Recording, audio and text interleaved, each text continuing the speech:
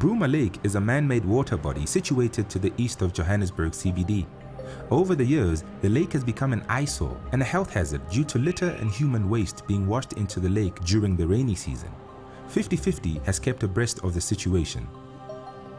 Hier agter my is iets wat lyk soos 'n oop toilet. Hierdie is een van die groot probleme wat ons het met die Bruma Meer.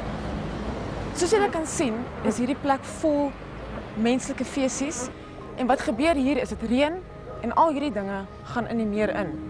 En dus dan sit ons nou met hierdie probleem wat ons vandag het. By October 2010, the situation around Bruma Lake had reached its worst. Businesses around the lake began to close thanks to the unbearable stench coming off the artificial lake. A spotlight really highlighting the lake's disgusting condition was turned on when 50/50 filmed this footage of a stray dog nearly drowning in the toxic sludge that filled the reservoir. According to experts, Bruma Lake had become a lethal cocktail of a variety of toxins. Bruma Meer bestaan uit hoofsaaklik menslike afval en dan allerlei ander sedimente wat inspoel. Die sediment self hier binne in die sluit bestaan hoofsaaklik uit koolstof wat reeds afgebreek het en dan 'n klomp voedingselemente soos stikstof, fosfate en swael. En dan die ander ding wat teenwoordig is in die meer is 'n klomp patogene. En dit is waar die E. coli tellings vir ons 'n aanduiding is van dat hier ernstige patogeenprobleme is wat menslike gesondheidsgevare inhou. Back in 2010, Johannesburg City's environmental management came under the cosh from campaigners who organized media briefings next to the lake to highlight the appalling conditions of the man-made water feature. The contractors now are playing with little plastic rakes that you use for leaves in your townhouse complex and little swimming pool nets. It's absurd. In order to clean up Bruma Lake, the late Chris Swanepoel proposed using EMs, or effective microorganisms, in the form of a mixture that is sprayed into the water, as well as cricket ball-sized bukashi balls that act as makeshift underwater housings for the microorganisms. It was hoped that these microorganisms would break down the toxic sludge. I believe that not only is it going to eradicate the smell and get rid of the toxins in the dam, it's actually going to eat away at all the sludge that's in the dam. I'm wagering a guess that it's going to take between 3 to 6 months for all the sludge to be out of the dam. There were of course skeptics of Chris's methods. Ek bly skepties daaroor. Die enigste manier wat hierdie organiese materiaal vinniger gaan afbreek is as ons die toestand in die meer verander. Met ander woorde, ons moet die water begin deurlig, dan moet suurstof in die water inkom en dan gaan hierdie prosesse baie vinniger kan word. So ek dink dit bly 'n oop vraag en ek soos ek sê bly maar skepties. Less than an hour after Chris began treating the lake, organic material began floating to the surface of the water. And a month later, things were looking even better. We've observed many tubiflex worms, and these worms live off feces. So that's a very, very big plus to see the numbers that there are here. And then we've seen huge shoals or swarms of Daphnia, which is also a very, very small little animal that also lives off feces and rotting matter. And this is all part of the technology to bring these things to life, to assist us in eating up the organic waste and the organic rubbish that's in the lake. But Chris's efforts were put on hold by the exact same people that had hired him.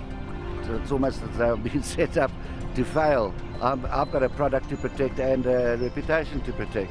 It appeared that Bruma Lake's future was as stagnant as the water lying in her.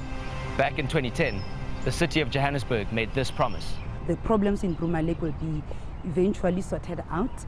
And of course, we've learned from Randburg waterfront, we've learned from Centurion Lake, examples. But to say that we are on top of the situation and we'll be able to find a long-term sustainable solution to Bruma Lake. Progress on Bruma Lake was slow. It's 2015, and I literally cannot believe what I'm seeing. Bruma Lake has disappeared. What has happened here? The city simply had to do something about the lake. However, we had to do extensive research to ensure that whatever we implement is the right solution for the lake. So as part of the city strategies in terms of creating green spaces, this would be one of them. We want to do an open public space in the form of a park, which might incorporate elements such as a running track with the river, the natural river running through the middle of the lake. There were a lot of ideas thrown around regarding how best to deal with Bruma. How did you eventually come to the decision to remove the lake entirely? We didn't want to lose the water feature going through the area. So what we decided to do is not to canalize the river, but to do a natural river flow through the area. And it took a lot of research to ensure that whatever that we are implementing now is the correct decision with regards to the lake. And that's why we decided to build a natural river flowing through Bruma. In the past, a variety of solutions for the rehabilitation of Bruma Lake were proposed to the City Council from many quarters. They included dredging the lake and removing the sludge. At the time, an option not supported by everyone. Yes, we can get tankers in and dredge it, but from where? Where do we put it? They'll have to find closed trucks in which to do it, because they cannot take the stinking stuff through all the suburbs of Johannesburg. Then we won't only have the residents of Bruma up in arms, we'll have everybody up in arms. It's true that the sediment of the lake was toxic, and it was quite extensive.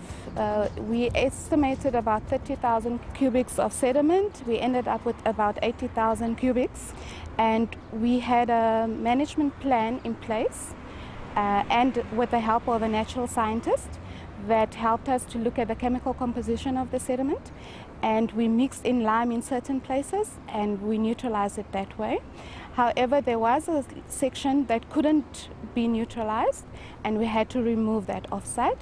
Obviously, there was a method statement again for the safe removal of that sediment, and what we've actually done is we removed it and we dumped it at a hazardous dumping site with all safety measures in place, of course. We heard about problems with businesses around the lake closing. What are the plans for the area surrounding the lake now? We are in consultation with a number of stakeholders around the area for them to rejuvenate their own buildings in order to get private sector investment around the lake. And we are hoping that this project would be the spark for that. How long will it take for this construction to be completed?